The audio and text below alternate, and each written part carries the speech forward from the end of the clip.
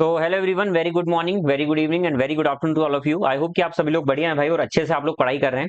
और आप सभी लोग जानते हैं कि हम यहाँ पर प्रीवियस ईयर प्रैक्टिस कर रहे हैं भाई। और प्रीवियस ईयर की प्रैक्टिस के चलते हुए आपने थंबनेल पर देखा होगा कि आज की इस क्लास में हम लोग एसएससी सीजीएल में 2024 के टीयर 1 में जो आपका एग्जाम कंडक्ट हुआ था 12 सितंबर को, उसकी जो फर्स्ट शिफ्ट थी उसमें मैथ्स के जितने क्वेश्चन आए थे वो प्रैक्टिस करने वाले हैं भाई।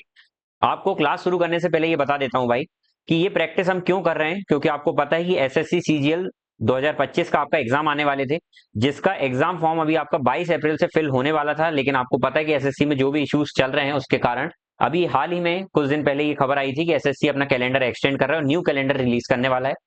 तो मे भी हो सकता है कि मई 10 मई तक आपका कैलेंडर आ सकता है। तो जब भी कैलेंडर आएगा उसमें न्यू एग्जाम डेट्स आपको मिलेंगी, कब से फॉर्म फिल होगा, कब कब एग्जाम होगा। तो आप सभी लोग जानते हैं कि एसएससी की अगर मैं बात करता हूं स्पेशली, वैसे तो हर एग्जाम की आप बात कर लें, कोई भी गवर्नमेंट एग्जाम हो, तो प्रीवियस ईयर क्वेश्चंस का बहुत ही बड़ा रोल होता है। एक मिनट रुकिएगा। प्रीवियस ईयर क्वेश्चंस जो होते हैं, आप कुछ भी कर लीजिए, कोई भी एग्जाम की प्रिपरेशन करिए, लेकिन प्रीवियस ईयर क्वेश्चंस का बहुत ज्यादा इंपॉर्टेंस होती है, क्योंकि कहीं ना कहीं कंसेप्ट रिपीट होते हैं क्वेश्चंस के। ठीक है। अगर मैं मैथ्स की बात करता हूं तो कहीं ना कहीं 20 से 21 क्वेश्चंस ऐसे होंगे, अगर आप प्रीवियस ईयर प्रैक्टिस बहुत अच्छे से कर लेते हैं ना भाई, तो 20 से 21 क्वेश्चन टोटल। अगर प्रीलिम्स की बात करते हैं तो 25 क्वेश्चंस आते हैं, उसमें से 20 से 21 क्वेश्चंस आपको प्रीवियस ईयर से ही देखने को मिलेंगे, मतलब वही कंसेप्ट पर मिलेंगे। 3 से 4 क्वेश्चन ऐसे होते हैं जो थोड़ा सा कुछ चेंज कर कर आते हैं, नहीं तो मैक्सिमम में तो ये होता है कि 23-24 क्वेश्चन भी सेम आ जाते हैं। सेम इन द सेंस कि सेम क्वेश्चंस नहीं आते, लेकिन कंसेप्ट वही होते हैं जो आप लोगों ने कहीं ना कहीं पहले एग्जाम में देखे हुए हैं। तो भाई उसके लिए आपका जो प्रीवियस ईयर क्वेश्चंस होते हैं वो बहुत ज्यादा इंपॉर्टेंट हो जाते हैं उनको सॉल्व करना। तो यहाँ पर हम इस सीरीज में भाई वही चीजें कंटिन्यू कर रहे हैं। इससे पहले हमारी 7 क्लासेस हो चुकी है, आज आपकी 8वीं क्लास होने वाली है और 8वीं क्लास में हम 12 सितंबर की फर्स्ट शिफ्ट को प्रैक्टिस करने वाले हैं। आपकी क्लासेस भाई कंटिन्यू रहेंगी।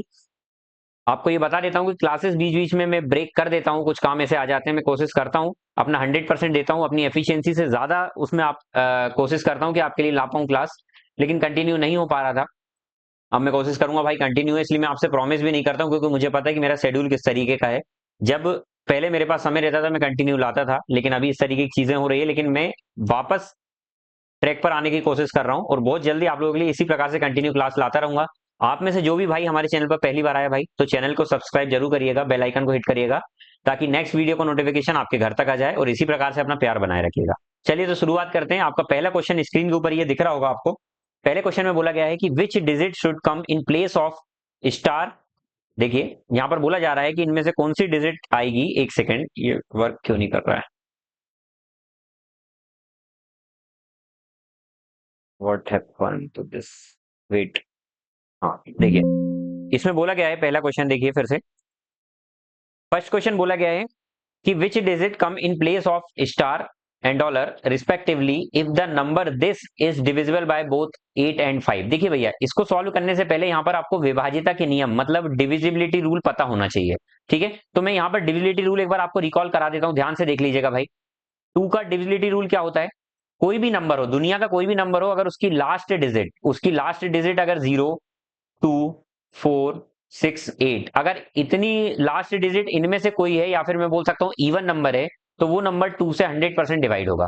दूसरा, 3 की अगर मैं बात करता हूं तो 3 का क्या होता है भाई, कोई भी नंबर हो उसकी सम ऑफ डिजिट, अगर सम ऑफ डिजिट की बात करता हूं, अगर वो सम ऑफ डिजिट 3 या 3 का मल्टीपल है, या 3 का मल्टीपल है, या फिर मैं बोल सकता हूं सम ऑफ डिजिट 3 से डिविजिबल है। यदि कोई भी नंबर है उसकी सम ऑफ डिजिट 3 से अगर डिविजिबल है, तो इसका मतलब वो नंबर 100% 3 से डिवाइड हो रहा होगा, वो पूरा नंबर। फॉर एग्जाम्पल मैंने आपको दिया कि 963 एक नंबर है भाई, इन सबकी डिजिट को ऐड करिएगा आप, तो 9 + 6 15 और 3 18 आ रहा है। 18 3 से डिवाइड होता है, तो ये पूरा नंबर भी 3 से डिवाइड होगा। ठीक है, बात करते हैं 4 की। 4 से कौन सा नंबर डिवाइड होगा, जैसे हमने 2 में देखा था कि किसी भी नंबर की लास्ट 1 डिजिट अगर ये है तो वो नंबर 2 से डिवाइड होता है। उसी प्रकार से अगर 4 की बात करता हूं तो किसी भी नंबर की लास्ट 2 डिजिट देखिएगा, अगर लास्ट 2 डिजिट 4 से डिवाइड हो रही है उस नंबर की, तो वो नंबर पूरा 4 से डिवाइड होगा। फॉर एग्जाम्पल मैंने लिखा यहाँ पर 512, 512 की लास्ट 2 डिजिट क्या है, 12, तो ये नंबर 4 से डिवाइड हो रहा है। एक नंबर में देता हूं आपको 2,60,316। इसमें देखिए आपको पूरा अगर चेक करना कि डिवाइड होता है यानी 4 से, तो लास्ट की 2 डिजिट देखिएगा 16, 16 क्या 4 से डिवाइड होता है, यस, तो ये नंबर पूरा 4 से डिवाइड होगा। अगर यहाँ 17 आ जाता तो 17 4 से डिवाइड नहीं होता, तो ये नंबर भी 4 से डिवाइड नहीं हो रहा होता। क्या बात समझ में आ गई? चलिए अगला 4 तक आ गया, अगला देखते हैं भाई। 5 का डिविजिबिलिटी रूल क्या होता है? 5 का ये होता है कि अगर किसी भी नंबर की लास्ट डिजिट 0 या 5 है तो वो नंबर 5 से डिवाइड होगा। 6 का क्या होता है भाई? जो नंबर 2 से भी हो और 3 से भी हो वो नंबर 6 से डिवाइड होगा। 7 का क्या होता है? 7 का थोड़ा सा भाई क्लियरिटी, कॉन्सेप्चुअल क्लियरिटी अलग है। 7 में लाइक आपको एक नंबर दे देता हूं मैं आपको, 3 4 3, एक नंबर ये दिया हुआ है, तो इसमें ये होता है कि लास्ट डिजिट का 2 टाइम्स करके आप माइनस करिएगा, लास्ट डिजिट का 2 टाइम्स करिएगा और उसको जो शेष मतलब जो रिमाइंडर नंबर बच रहा है उसमें से माइनस करिएगा। तो अगर जो नंबर आता है वो अगर 7 से डिविजिबल हो रहा है तो वो नंबर भी पूरा डिवाइड होगा। 7 का थोड़ा सा रूल थोड़ा सा बड़ा है, तो इस चीज को आप थोड़ा सा अभी इग्नोर करिएगा, जब मैं आपको कंसेप्ट पढ़ाऊंगा क्लास में तब देखिएगा, ठीक है।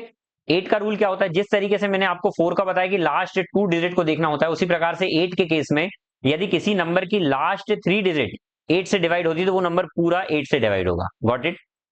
9 की बात कर लेते हैं, तो 9 वो नंबर है यदि किसी नंबर के सम ऑफ डिजिट 9 से डिवाइड है तो वो नंबर पूरा 9 से डिवाइड होगा। फॉर एग्जाम्पल मैंने बोला 4 3 2 1, ये एक नंबर है, 4321 एक नंबर है।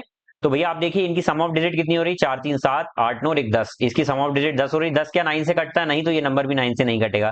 अच्छा एक और मैंने नंबर दिया 3 2 4 और 6, क्या ये नंबर 9 से कटेगा? तो आप देखिए 3 2 5 4 9, 9 और 6 कितना होता है? 9 और 6 कितना होता है? तो आप बोलेंगे 9 और 6 15 होता है। क्या ये 9 से कटेगी? बिल्कुल भी नहीं कटेगी, क्योंकि 9 के टेबल में 15 नहीं आता है। अगर मैं आपसे पूछता हूँ क्या ये 3 से कटेगी, तो आप बोलेंगे बिल्कुल कटेगी, क्योंकि 3 से 15 आता है। 3 का रूल क्या था कि सम ऑफ डिजिट 3 से कटना चाहिए, तो 3 से कटेगा। लेकिन 9 का रूल क्या है कि सम ऑफ डिजिट 9 से कटती है तो वो नंबर भी कटेगा। लेकिन एक बात ध्यान रखिएगा, जो नंबर 9 से कटता होगा वो 3 से जरूर कटेगा, क्योंकि 9 खुद अपने आप में 3 का मल्टीपल है, क्योंकि 9 खुद 3 से कटता है। तो जो रूल 9 का मैच होगा, जो 9 से डिवाइड होगा वो नंबर 3 से 100% कटेगी। जो रूल जो 4 से डिवाइड होगा वो नंबर 2 से 100% कटेगा। जो 8 से डिवाइड होगा वो 4 से भी कटेगा, 2 से भी कटेगा।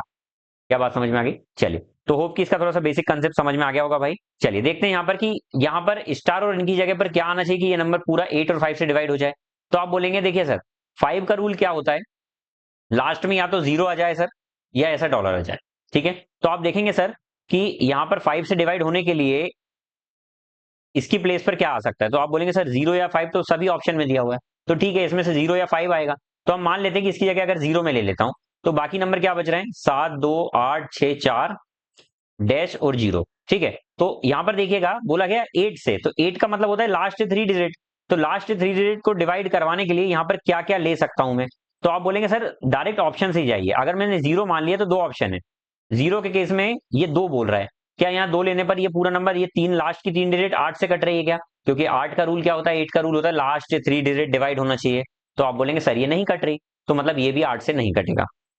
तो दूसरा ऑप्शन में लेता हूं ये वाला। तो आप बोलेंगे सर यहाँ पर ये 4 था, ये तो 4 चल ही रहा है और इस प्लेस पर भी 4 ले लिया।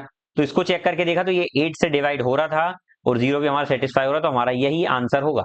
क्या बात समझ में आ गई? अगर आपको इसमें भी आंसर नहीं मिलता तो पक्का फिर यूनिट डिजिट आपको 5 मानने वाला आपका आंसर होता है। लेकिन एक बात मेरी हमेशा ध्यान रखना, 8 के टेबल में 5 कभी भी नहीं आता है। 8 के टेबल में 5 यूनिट डिजिट कहीं भी नहीं आता, आप कितना ही उठाकर देख लीजिए।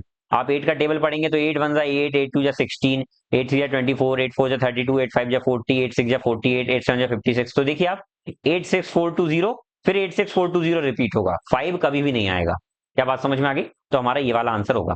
होप कि ये क्वेश्चन आपको बहुत अच्छे से समझ में आया होगा। इसको डिटेल में बताने की मैंने कोशिश की है ताकि आपके साथ साथ कंसेप्ट भी रिवाइज होते जाए, ठीक है। चलिए अगला क्वेश्चन देखते हैं। एक दुकानदार ने एक वस्तु को 5,000 मूल्य अंकित किया, ठीक है सर, 5,000 रुपए उसने उसका रेट लिख दिया। दुकानदार ने उसमें 3 छूट दी, ठीक है। तो विक्रय मूल्य क्या होगा? मतलब बेचने वाला मूल्य क्या होगा? ये मार्क्ड प्राइस थी, अंकित मूल्य। अब इस पर 3 डिस्काउंट दे रहा है। पहला दे रहा है 20% का। अगर इसमें मैं 20% का, देखिए भैया एक चीज हमेशा ध्यान रखिएगा, 20% का डिस्काउंट दे रहा है पहले, फिर 15% का, फिर 10% का। तो ये जरूरी नहीं है कि आप इनको एक साथ ही दें, आप आगे पीछे करेंगे तब भी आंसर वही आएगा। मतलब क्या कि पहले 20% का, फिर 10% का, फिर 15% का दें तब भी चलेगा, ठीक है। तो मैं बोलता हूं अगर इसमें 20% का डिस्काउंट देंगे, किसी भी नंबर का 10% कैसे निकाला जाता है? फॉर एग्जाम्पल मैंने बोला कि 460 है, 460 का 10% कितना होगा? तो लास्ट से एक जीरो उड़ा दो, वही उसका 10% होगा। अच्छा आप बोलेंगे सर अगर जीरो नहीं होता तो 246 होता और इसका 10% निकालना होता तो अगर जीरो नहीं है तो लास्ट के एक के पहले पॉइंट लगा दो, वही इसका 10% होता। क्या समझ में आ गई? आप बोलेंगे सर अगर दो जीरो होते तो 10% कैसे निकलता? क्या दोनों जीरो उड़ाते? नहीं भैया, एक ही जीरो उड़ाना। अगर जीरो है तो एक जीरो उड़ा दो, वही आपका 10% होगा। तो इसी प्रकार से 5,000 का 20% अगर मुझे निकालना है तो सर 5,000 का 10% तो हो जाएगा 500, 20% मतलब उसका 2 गुना, तो इसका 20% हो जाएगा 1,000। 1,000 का डिस्काउंट दिया तो ये 4,000 में बेच दिया। क्या इतनी बात समझ में आ गई? अब मैं बोल रहा हूँ 15% देंगे ना तो थोड़ा सा 5 की डिजिट में आंसर आने लगेगा, इससे बेस्ट रहेगा मैं पहले 10% निकाल लेता हूँ, ईजी है। इसमें से मैंने फिर 10% माइनस कर डिस्काउंट दिया, इसका 10% होगा 400, तो ये कितना हो गया 3600। अब बोल रहा है इस पर 15% डिस्काउंट देना भाई। 15% डिस्काउंट कैसे देंगे सर? 15% कैसे निकालेंगे? तो अब मैं बोलता हूँ भाई ओरली निकालिए, इसका 10% कितना होगा 360, और 10% 360 और 5 और चाहिए ना 15 के लिए, तो इसका आधा 180। तो ये इसका टोटल कितना हो जाएगा? ये हो जाएगा 540। क्या हो जाएगा इसका? 50%। इसमें से 540 माइनस करेंगे तो 3060 इसका आंसर आ जाएगा। या फिर आप थोड़ा सा बुद्धि चलाते तो भाई ये जीरो जीरो है, उसमें से 40 अगर माइनस होगा तो जीरो जीरो मतलब क्या, इधर से एक आकर 100 बनेगा, तो 40 माइनस होने पर 60 ही आएगा, इसमें से 60 किसी में नहीं था, सिर्फ एक ही में था, तो यही आंसर है आप। क्या बात समझ में आ गई? चलिए अगला क्वेश्चन देखते हैं। एक त्रिभुज के 3 कोणों का माप का अनुपात इतना इतना है, इन तीनों कोणों में से सबसे बड़े और सबसे छोटे कोणों के बीच का धनात्मक अंतर ज्ञात कीजिए। The measure of 3 angles of triangle are in the ratio this. भैया 3 एंगल का जो रेशियो दिया हुआ है वो 17, 13 और 15 दिया हुआ है। तो आप सभी लोग बहुत अच्छे से जानते हैं कि किसी भी एंगल, किसी भी ट्राइंगल के तीनों एंगल का जो सम होता है वो 180 डिग्री होता है। क्या इतना समझ में आता है? तो आप बोलेंगे सर यहां पर अगर हम इसको रेशो में ऐड करेंगे तो कितना हो जाएगा? 45 हो जाएगा, और यहाँ पर 45 की जगह कितना 180 है, तो कितने गुना हो रहा है सर? ये 4 गुना, मतलब यहाँ से एक की वैल्यू कितनी आ गई? 4।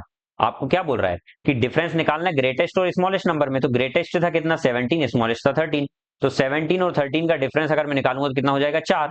तो एक की वैल्यू अगर 4 आ गई तो 4 की वैल्यू कितनी हो जाएगी? तो आप बोलेंगे 4 की वैल्यू हो जाएगी 16। 16 आपका आंसर है। ठीक है, चलिए अगला देखते हैं। A certain sum of money becomes 7 times of itself when invested at the certain rate of simple interest। एक मनी अपने आप का 7 गुना हो जाती है। फॉर एग्जाम्पल एक थी तो वो अपने आप का 7 हो जाती है, मतलब प्रिंसिपल अगर एक था तो अमाउंट इतना बन जाता है। कितने साल में सर? 14 साल में।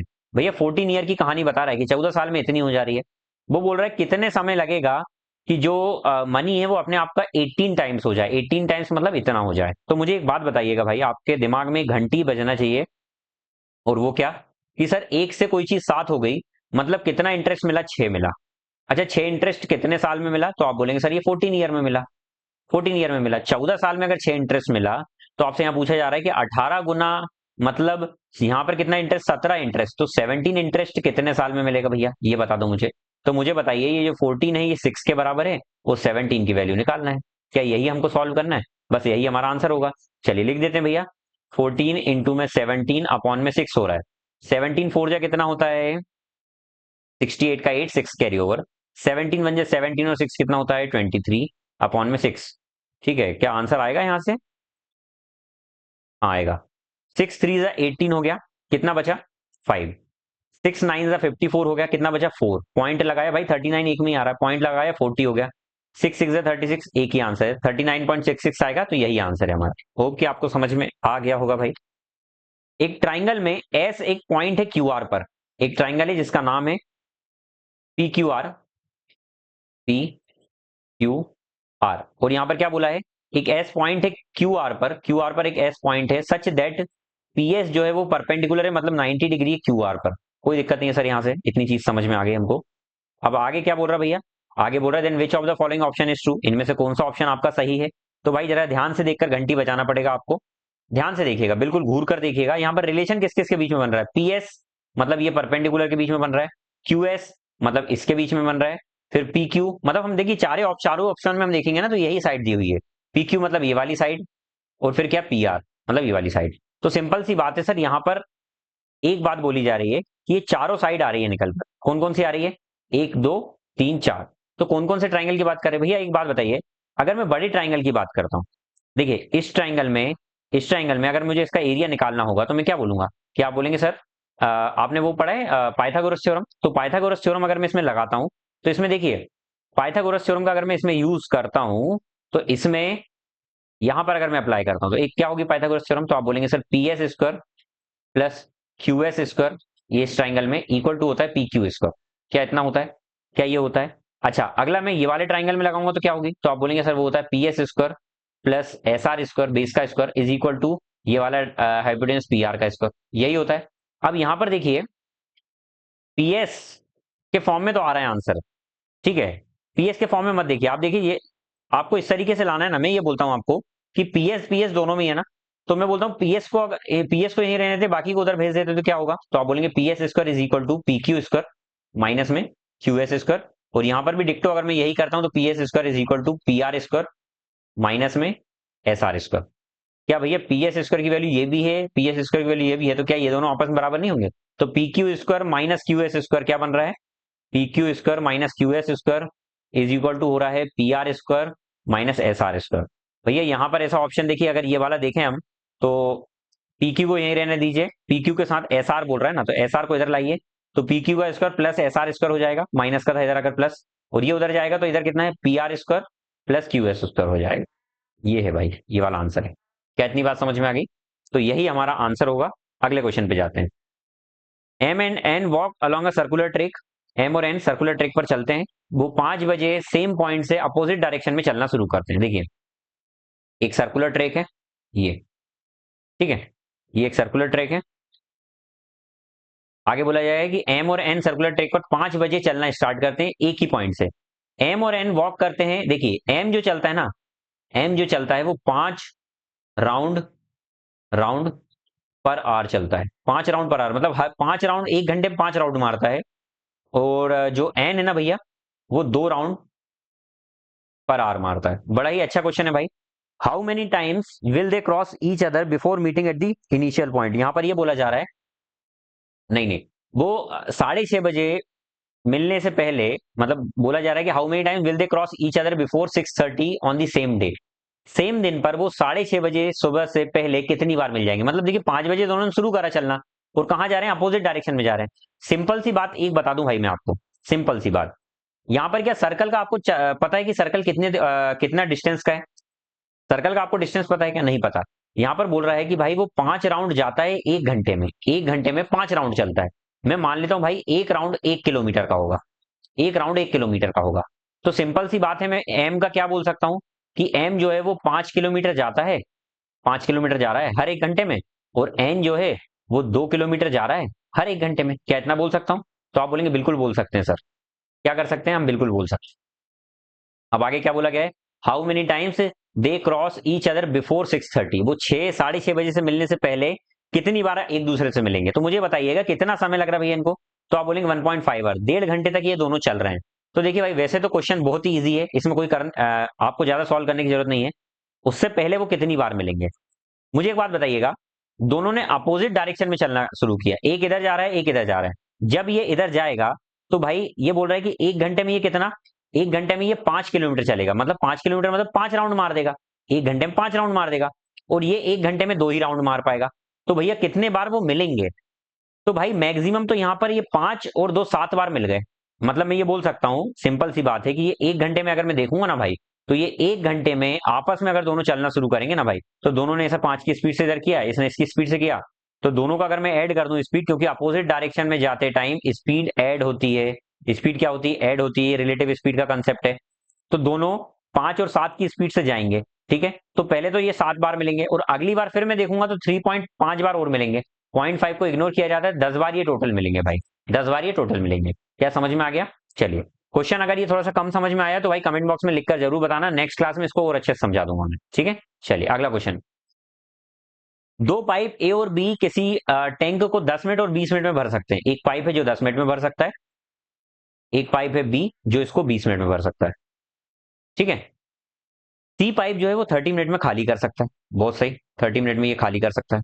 अगर मैंने इन तीनों से इसकी टैंक की कैपेसिटी निकाली तो मान लेते हैं 60 कैपेसिटी है। 60 क्यों, ज्यादा मान रहे हैं, हाँ 60 ही मानना पड़ेगा। तो 60 के अकॉर्डिंग इसकी स्पीड आ जाएगी 6, इसकी स्पीड आ जाएगी 3, और इसकी स्पीड आ जाएगी कितनी, -2, ठीक है। बोल रहे दोनों तीनों पाइप को ओपन किया जाता है एक साथ, और सी को 2 मिनट पहले बंद कर दिया जाता है। भाई इसको करने का भाई मैं दूसरा तरीका बताता हूँ। मैं बोलता हूँ कि भाई बंद बंद करने का लफड़ा छोड़िए, हम बोलते हैं भाई कि जिसको बंद किया जाता है ना, किसको, सी को ना, हम बोल रहे हैं सी से कि भाई तू 2 मिनट और काम करना। तो सी बोलेगा भाई मैं 2 मिनट तो काम कर दूंगा, लेकिन मैं एक्स्ट्रा काम कर दूंगा। क्या एक्स्ट्रा? सी बोलता है भाई देखिए आपका टैंक 60 कैपेसिटी का है, ठीक है, अगर मुझसे 2 मिनट और काम कराओगे ना तो मैं 1 मिनट में 2 बर्बाद करता हूं, लेकिन अगर मुझे तुमने 2 मिनट और खुला रख दिया ना, तो मैं 2 की स्पीड से चलकर 2 मिनट में टोटल ना आपका टैंक 4 खाली कर दूंगा। तो आपके टैंक की कैपेसिटी ना 4 कम हो जाएगी, मतलब आपका टैंक को सिर्फ आपको 56 ही भरना पड़ेगा, अगर आप मुझे भी आपके साथ ही काम करवाना चाहते हो। तो हमने बोला कोई दिक्कत नहीं है भाई, 56 कैपेसिटी का टैंक हो गया अब, है ना, मतलब जो उसकी टोटल 60 से अब उसकी कैपेसिटी कितनी होगी, 56 हो गई। तो हमने बोला 56 अब तीनों से ही तो भरवा रहे हैं ना, तो उसके लिए समय कितना लगेगा, तो 56 भरने में तीनों को साथ में, तो भैया 6, ए भरेगा 6, बी भरेगा 3 और सी कितना भर रहा है, 2 खाली कर रहा है। तो 6 3 9 -2 7, तो 7 के टेबल में 8 बार में कट जाएगा। तो ये 8 मिनट में पूरा टैंक फुल कर देंगे। क्या समझ में आ गई बात? भाई वो एक्स मानकर करने से कोई मतलब नहीं, आप अगर एक्स मानकर करते हैं तो वो देख सकते हैं, एक्स वाली मेथड बहुत ईजी है। ठीक है, बाकी ये वाली आप देखिए, ये ज्यादा बेस्ट रहेगी, इसको सीखिएगा।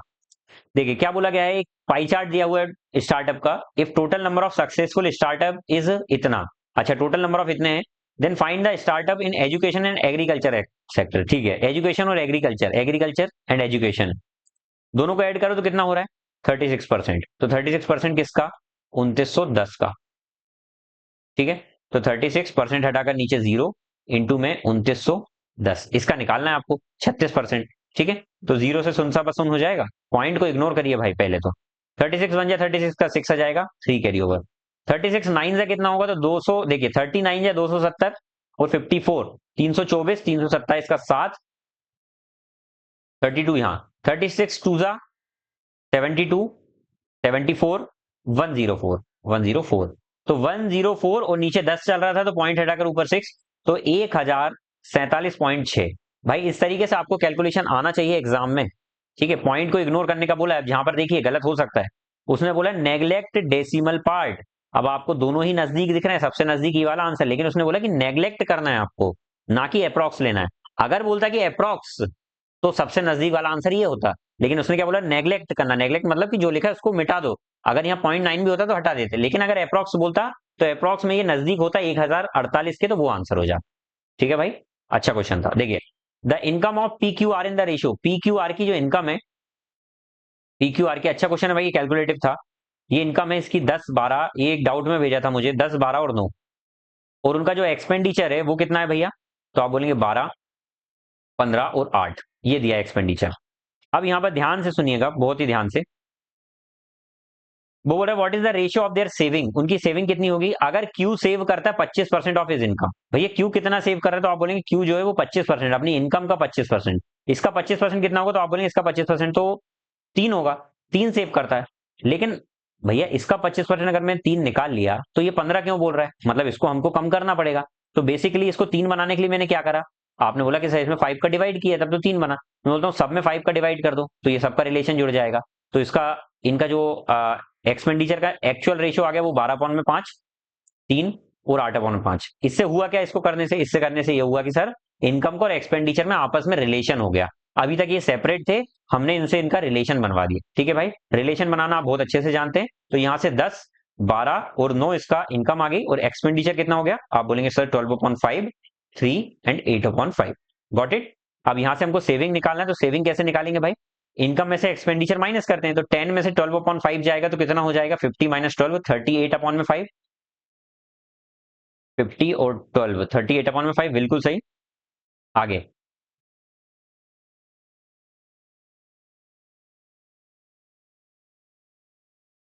क्या सही आ रही है सेविंग अपनी, 12 15 8, 5 5 10 12 9, 50 -12,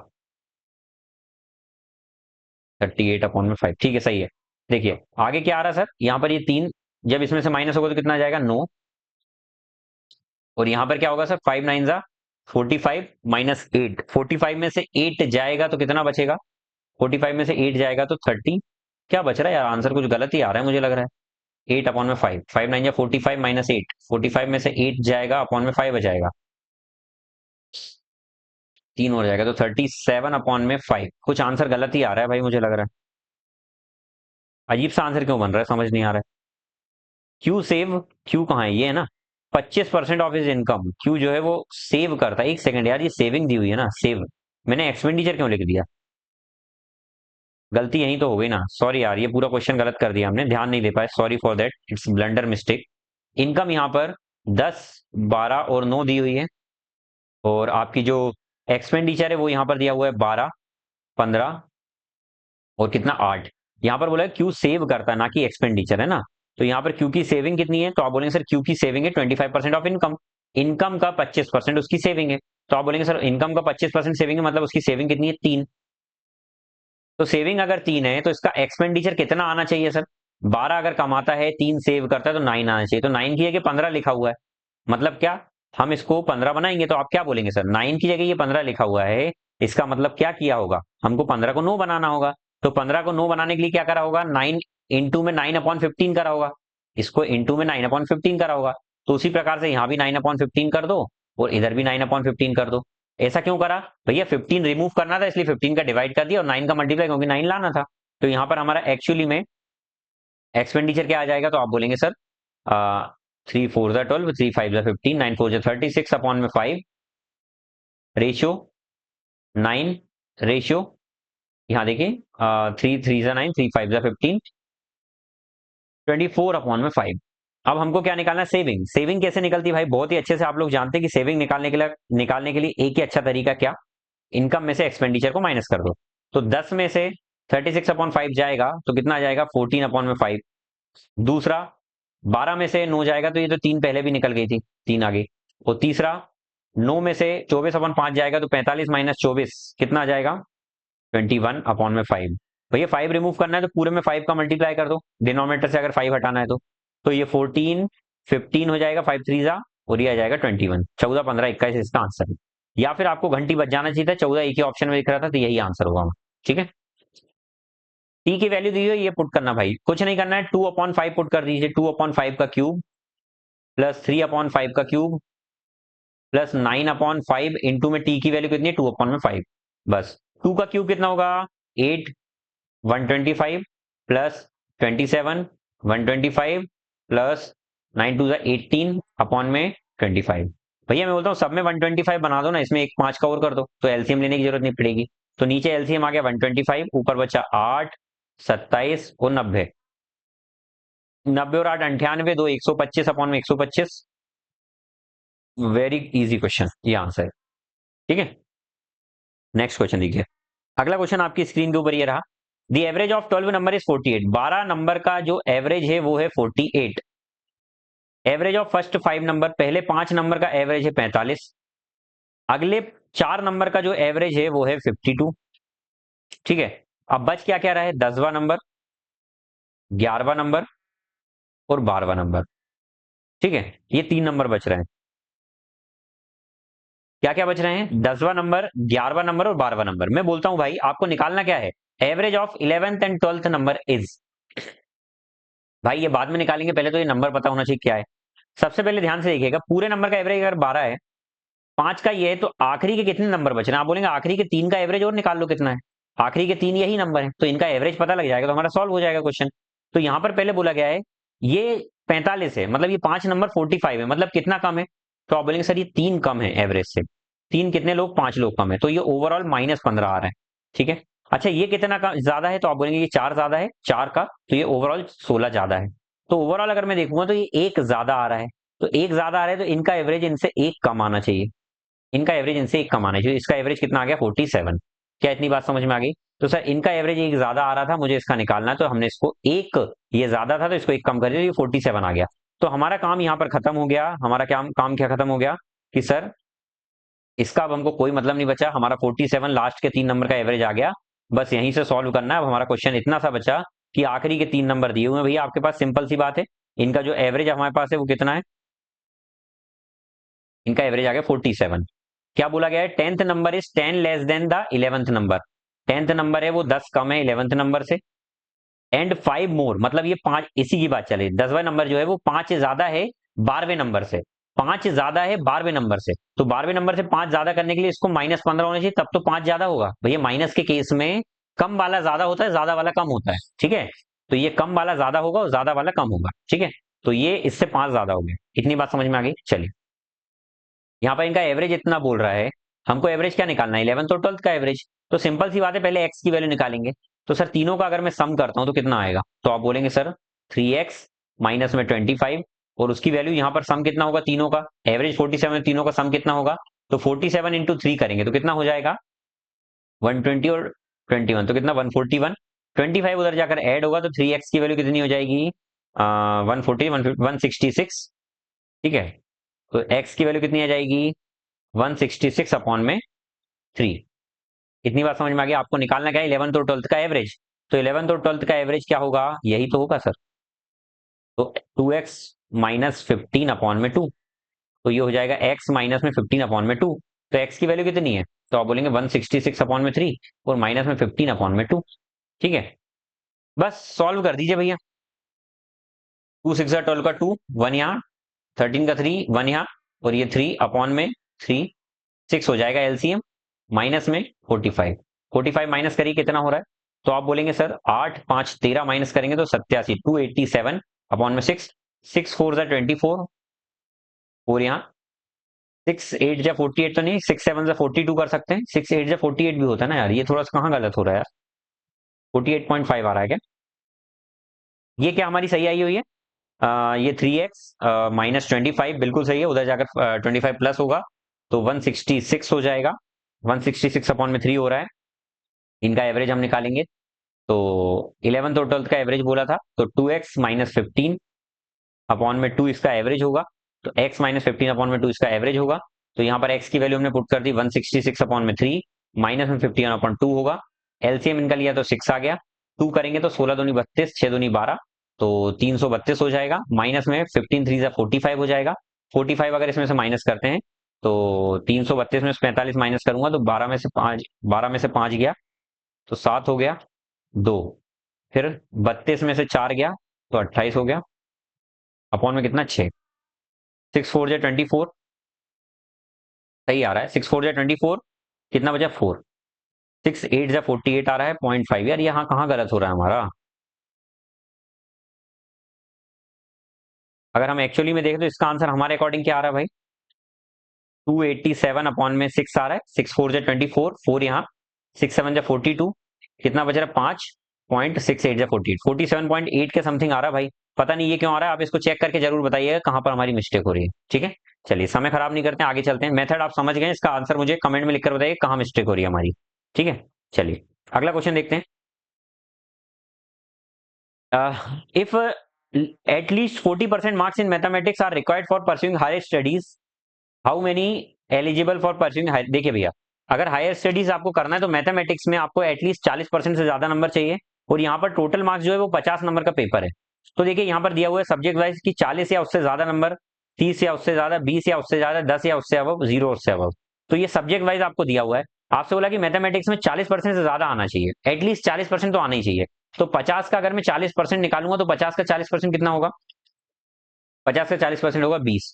तो 20 या 20 से ज्यादा वाले कितने हैं मैथमेटिक्स में, तो आप बोलेंगे 20 या 20 से ज्यादा वाले देखिए मैथ्स में कितने हैं, 65 है, तो 65 ही तो आंसर है, इजी क्वेश्चन था। ठीक है, अगला, in which of the following given year production of B type of refrigerator closest to the average production of over the given year. देखिए भैया, बी टाइप का जो प्रोडक्शन है वो एवरेज प्रोडक्शन के किसके क्लोजेस्ट है, सबसे पहले इनका एवरेज निकालना है। 18 18 देखिए भैया, 18 दूनी 36, सभी को ऐड करना ना भाई। 18 के टेबल में पहले तो मैं सभी को पूरा ऐड कर लेता हूँ, 18 पंजे तो 9000, तो ये हो गया।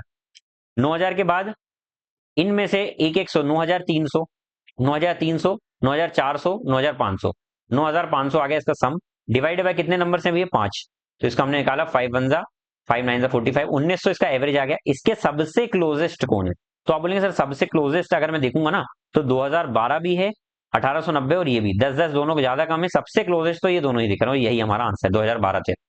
ठीक है, अगला question, the height of cylinder is 20 centimetre, lateral surface area निकालना है। सिलेंडर का लेटरल सरफेस एरिया क्या होता है, ये वाला एरिया, तो लेटरल सरफेस एरिया होता है 2πr/h, ये होता है लेटरल सरफेस एरिया। तो पुट कर देंगे भैया, एरिया दिया हुआ लेटर, एक सेकंड, लेटरल सरफेस एरिया दिया हुआ है, वॉल्यूम निकालना है, तो इसकी वैल्यू दी हुई है 1760। तो सबसे पहले तो हम हाइट निकाल लेंगे, तो हाइट कितनी होगी 2 इंटू में 22 अपॉन में 7 इंटू में रेडियस कितनी हो जाएगी r, हाइट 20, 1760। ठीक है, सुन सा सुन होगा क्या कहीं से, 44 4 जा, अच्छा 20 टू 44 के टेबल में ये 4 बार में चला गया, 20 के टेबल में ये 2 बार में चले गया, तो r की वैल्यू आ गई 14। ठीक है, क्या निकालना है यहाँ से आपको, वॉल्यूम। वॉल्यूम क्या होता है भैया, सिलेंडर का वॉल्यूम निकालने का फॉर्मूला क्या होता है, पाई आर स्क्वायर एच। तो 22/7 इंटू में आर स्क्वायर हो जाएगा 14 इंटू में 14 और एच हो जाएगा 20। 7 2 14, 14 2 28, 28 2 56। तो 56 जीरो इंटू में, देखो क्या बोला मैंने, 14 2 28 2 56, 56 2 भी कर सकते थे हम, लेकिन किया नहीं हमने। तो जीरो, 22 6 कितना हो जाएगा, 132 का 2, 132 का 2, 20 एक में ही तो आ रहा है भैया, यही आंसर है यार, सॉल्व करना ही क्यों है, ये आंसर है आपका, 11 का मल्टीपल भी यही है। ठीक है। राज divide 1200 in the ratio this, the amount equal to the sum of, क्या बोला गया है, the amount equals to the sum of 3 times of largest share, 3 times of largest share, ये 3 times of largest share and 2 times the smallest share, 2 times the smallest share and 2 times the smallest share, ये निकालना भैया आपको। तो सबसे पहले ये value निकालिए, इसका जो रेशियो है वो 2 + 1 + 3 है, तीनों का सम करेंगे हम तो वो 1200 आना चाहिए भैया। तो उसके अकॉर्डिंग 7 2 3 3 6, 6 की वैल्यू 1200, तो एक की वैल्यू कितनी आ जाएगी 200, तो 3 की वैल्यू कितनी आ जाएगी, तो यहां से अगर हम वैल्यू पुटिंग कर दें तो हमारा आंसर यहां से बहुत इजीली निकल कर आ जाएगा। तो 3 इंटू में एक की वैल्यू 200, तो 3 की वैल्यू कितनी हो जाएगी 600, प्लस 2 इंटू एक की वैल्यू कितनी 200, कितना हो जाएगा भाई 1800 प्लस 400। तो इसका आंसर सभी को पता हो गया होगा, ये 2200 इसका आंसर आ गया, ये 2200। ठीक है।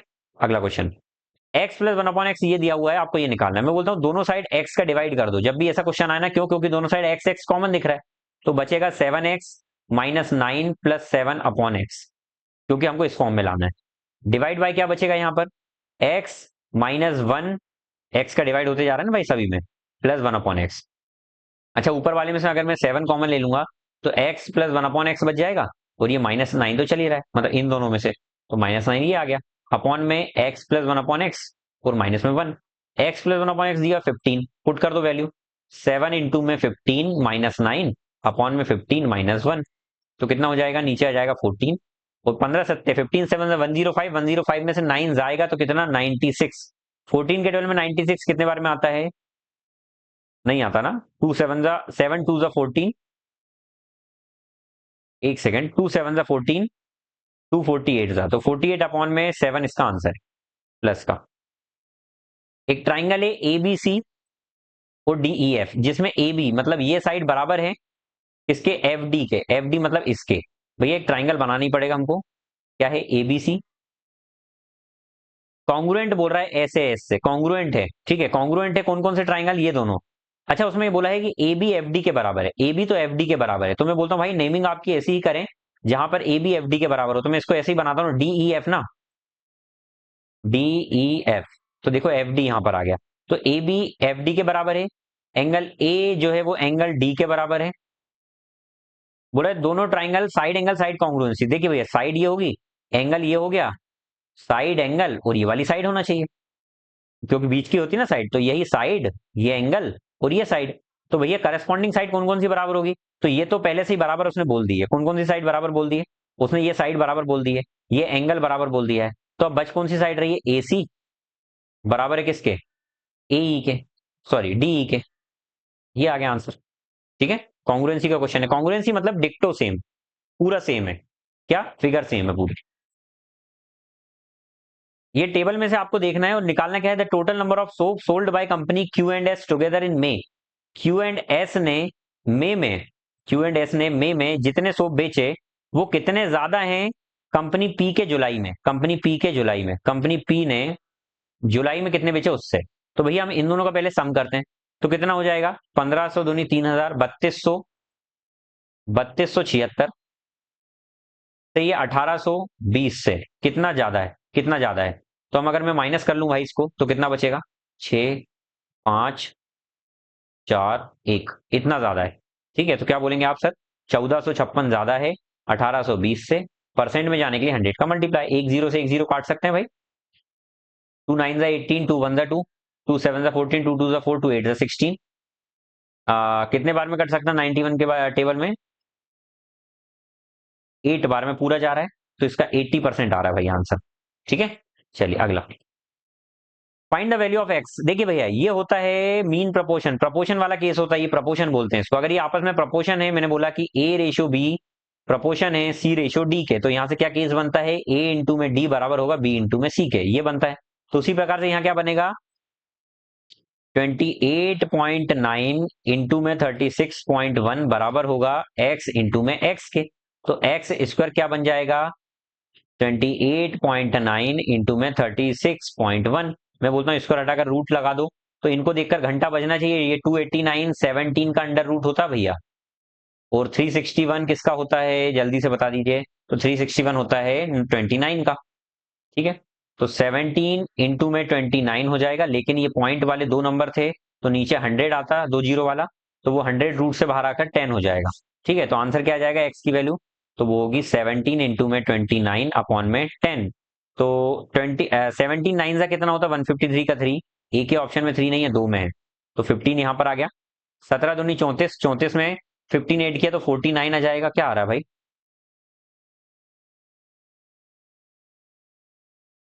नहीं गलत हो गया फिर भाई, ये पक्का 17 का होता है, ये 17 का नहीं होता भाई, 289, 7 समझा 49, 4 कैरी ओवर, ये तो 289 उसका ही होता है। एक सेकंड, ये 18 का होता है आई थिंक। ठीक है, ये 18 का होता है, ये गलती कर दी हमने, ये 18 का होता है, 18 का नहीं 19 का होता है, इसका ये 29 लिख दिया मैंने। ठीक है, तो 19 से इसका मल्टीप्लाई करेंगे तो ये आएगा 323, और एक के पहले पॉइंट लगा दिया तो ये आंसर है। क्यों, नीचे 10 था इसलिए। ठीक है, एक पेमेंट जो है वो 120 रुपए का, उसको 3 सिक्कों में बांट कर दिया जाता है, 10 रुपए में, 5 रुपए में और 2 रुपए में, 2 रुपए के कॉइन में दिया जाता है, जिसमें से 25 कॉइन है टोटल। कॉइन कितने, 25 है। अच्छा, मैं मान लेता हूँ कि ये कॉइन एक्स क्वांटिटी, ये वाई क्वांटिटी और जेड क्वांटिटी। तो यहाँ पर बोला टोटल जो कॉइन है वो X plus Y plus Z कितने हैं, 25। और आगे क्या बोला गया है भैया, 120 रुपए बन रहे हैं, मतलब अगर इनका मल्टीप्लाई करूंगा तो जो टोटल अमाउंट बन रहा है वो 10x रुपीज बन रहा है, मतलब 10 रुपए के एक्स सिक्के 10x अमाउंट, 5 रुपए के वाई सिक्के तो 5y अमाउंट, 2 रुपए के जेड सिक्के 2z अमाउंट, और वो बन रहा है 120 रुपए। तो ये दो इक्वेशन बन रही है भाई। अगर ये दो इक्वेशन बन रही है तो मुझे एक बात बताइएगा, अगर ये दो इक्वेशन बन रही है तो इनमें से कौन सा नंबर जिसमें 10 रुपए के कॉइन यूज किए जाते हैं, विच of the following is the number of 10 rupees coins use in the payment.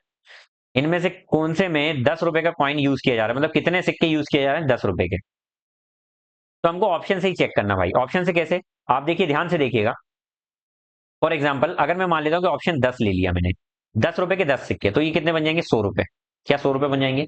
अब इनको कितना बनाना मुझे, अगर मैंने इसकी क्वांटिटी 10 ले ली, तो सर हमको इन दोनों का मिलाकर कितने सिक्के, 15 सिक्के करना पड़ेगा, क्योंकि टोटल 25 सिक्के हम हिट एंड ट्रायल से कर रहे हैं। और रुपए में कितना बढ़ना पड़ेगा, 120। तो आप एक देखिएगा, अगर इधर मैं कॉम्बिनेशन बनाना चाहूंगा, तो अगर मैं 120 रुपए बनाना चाहता हूं, तो मैं मैक्सिमम अगर 15 पूरे सिक्के 5 रुपए के भी कर दूंगा ना भाई, 5 रुपए के भी ना, तब भी मैक्सिमम 75 रुपए ही बन रहे हैं, 120 तो बन ही नहीं पाएंगे, तो ये ऑप्शन तो सेटिस्फाई हो गई नहीं। अब इससे जस्ट छोटे नंबर पे आते हैं, तो उसके बाद मैं 8 पर आता हूँ। तो 8 पर अगर मैं आऊंगा यहाँ पर, तो 8 रुपए के 10 रुपए के 8 सिक्के, तो ये 80 रुपए बन जाएगा। अब बच कितने रहे, तो सर 10 रुपए के 8 सिक्के कर लिए, तो बचे कितने, तो आप बोलेंगे 17 सिक्के बचे हुए हैं। अच्छा, 17 सिक्के अगर बचते हैं, तो मैं बोलता हूँ 5 रुपए के और 2 रुपए के कितने कितने ले लूं मैं।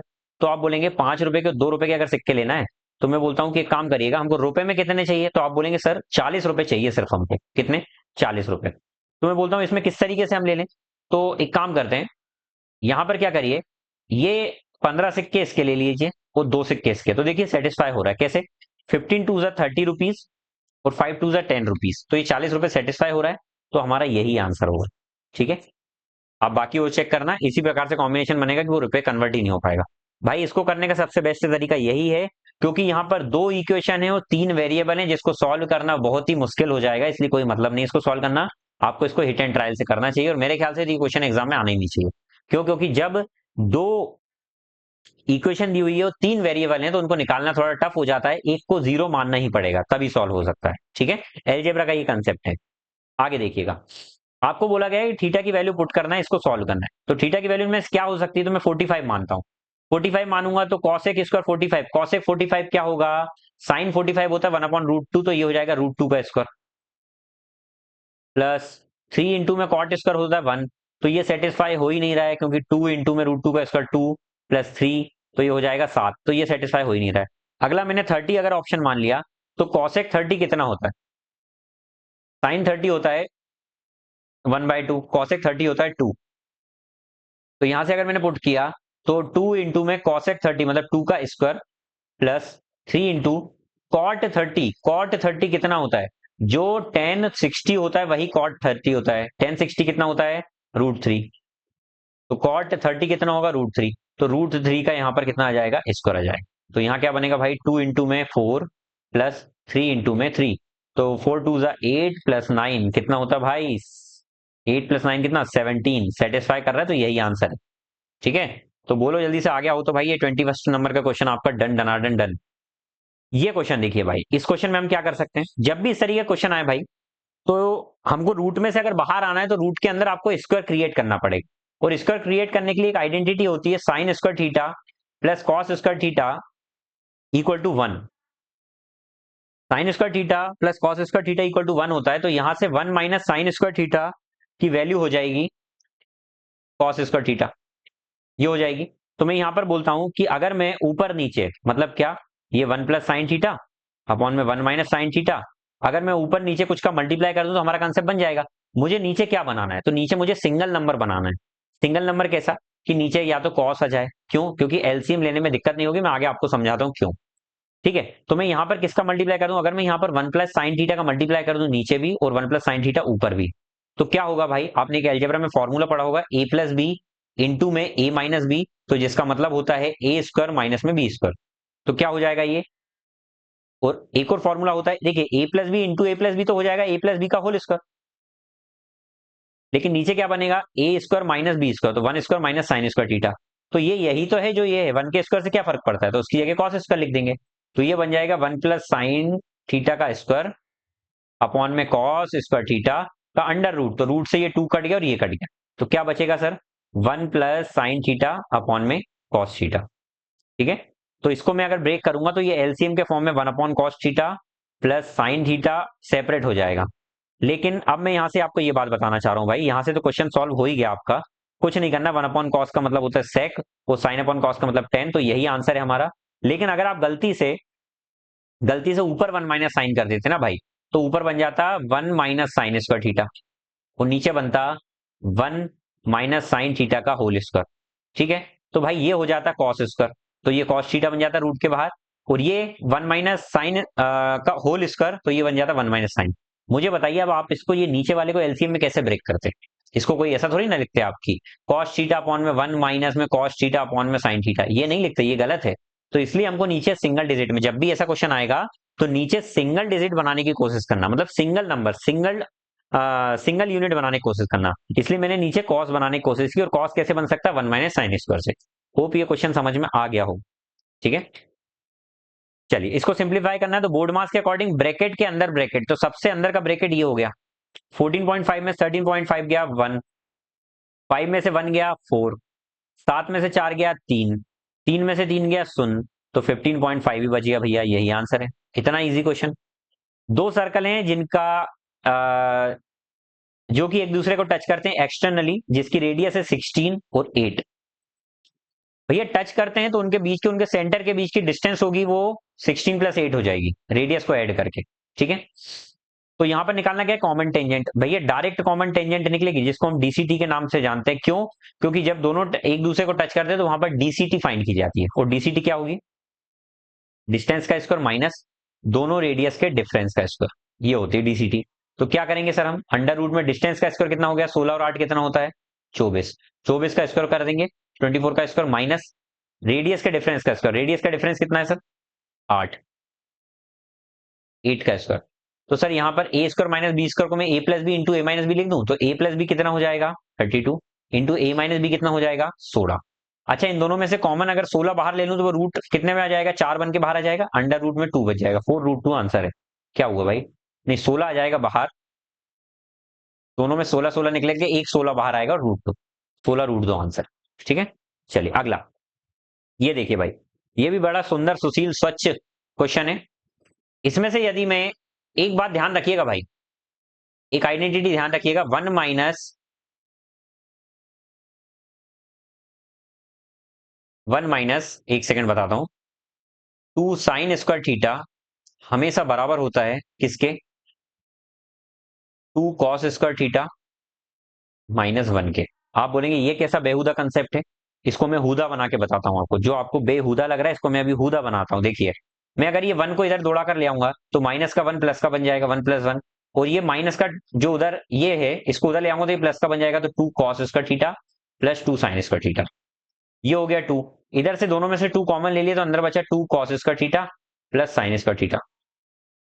ये टू से टू वन बार में डिवाइड हो गया, तो वन इक्वल टू आ गया cos square theta plus sine square theta. अब ये हुदा दिख रहा है आपको, sign square theta plus cos square theta, ये आइडेंटिटी आपने जीवन में कभी पढ़ी है आपके? बस वहीं से ये कंसेप्ट आया, तो इसको ध्यान रखिएगा। तो यहां पर अगर मैं साइन कॉमन ले लेता हूं ऊपर, तो अंदर बचेगा one minus two sine square theta, divide by अगर मैं कॉस कॉमन ले लेता हूं तो अंदर बचेगा two cos square theta minus one. और इस पूरे का क्यूब यहां पर है, और इनटू में चल रहा है वन अपॉन में टेन थीटा, और माइनस में चल रहा है सेक स्क्वायर थीटा। तो क्या बताइए, ये दोनों कट गए आपस में इस आइडेंटिटी से। अच्छा, साइन अपॉन में कॉस टेन होता है, और टेन जो भी होगा उसकी पावर क्यूब चल रही है, तो ये हो जाएगा टेन क्यूब थीटा इंटू में वन अपॉन में टेन थीटा माइनस में सेक स्क्वायर थीटा। अब मुझे बताइए, टेन से एक टेन कट गया तो कितना बचा, tan square theta minus sec square theta. आपने पढ़ा था sec square theta minus tan square theta equal to one. एक आइडेंटिटी पड़ी होगी sec square theta minus tan square theta equal to one. लेकिन मैं बोलता हूं अगर इनका अपोजिट कर दूं मैं साइन, इसको इधर, तो यहां से आ जाएगा tan square theta minus sec square theta equal to minus one. तो यहां से इसका आंसर क्या आ गया, माइनस वन। ठीक है, चलिए अगला क्वेश्चन हो गया भाई। तो ये रहे आपके 25 क्वेश्चंस। इसमें मैंने आपको बोला था कि एक क्वेश्चन में अगर आपको डाउट आया हो, कौन सा वाला, क्योंकि ये क्लास आपकी लाइव नहीं हो रही है, ये आपकी प्रीमायर हो रही है। अगर आपको ये वाले क्वेश्चन में डाउट आया हो, इस वाले में बता देता हूं मैं क्वेश्चन में, मुझे लग रहा है कि शायद आपको इतने अच्छे से समझ नहीं आया होगा, तो कमेंट में लिखकर बताइएगा। अगर नहीं आया होगा तो मैं नेक्स्ट क्लास में इसको और प्रॉपर तरीके से 10 मिनट का समय निकालकर और अच्छे से बताऊंगा ये वाला क्वेश्चन। ठीक है, चलिए तो फिर मिलते हैं अगली क्लास में। तब तक के लिए अपना ध्यान रखिए, मस्त रहिए, व्यस्त रहिए। नेक्स्ट क्लास में 12 सितंबर की सेकंड शिफ्ट हम लेकर आ रहे हैं। तब तक के लिए अपना प्यार बनाए रखिए। और एक चीज इंपॉर्टेंट, एक और बात, यदि आप में से कोई भी भाई चाहता है कि आपको पता है कि सीजीएल में अभी 2 महीने तो 3 महीने तो अप्रॉक्स बचा ही है, 2 से 3 महीने, अगर आप में से कोई भी भाई प्रॉपर तरीके से कंसेप्ट पढ़ना चाहता है, जैसे मैंने अलजेब्रा के कंसेप्ट क्लास लाया था, अगर उसी प्रकार से आप कंसेप्ट देखना चाहते हैं कि एक क्लास में पूरा कंसेप्ट निचोड़, पूरी क्लास का निचोड़, मतलब लाइक अगर आपने ट्रिग्नोमेट्री पढ़ना है तो ट्रिग्नोमेट्री का पूरा कंसेप्ट, पूरा क्रक्स कि जो भी कंसेप्ट हो सकते हैं वो, अगर इस तरीके से आप चैप्टर वाइज पढ़ना चाहते हैं तो मुझे कमेंट में लिखिएगा, क्योंकि मैं इस तरीके से सोच रहा हूं कि आपके लिए अगर ऐसा लाऊंगा तो प्रॉफिट आपके लिए फायदा हो सकता है। यदि आपको लगता है कि हाँ ये आपके लिए बेनिफिशियल होगा तो मुझे कमेंट में लिखकर बताइए। जितना ज्यादा कमेंट्स आएंगे उतना जल्दी मैं ये सीरीज शुरू करने की कोशिश करूंगा। ठीक है, चलिए तो मिलते हैं अगली क्लास में। तब तक के लिए अपना ध्यान रखिए, मस्त रहिए, व्यस्त रहिए। जय हिंद, वंदे मातरम।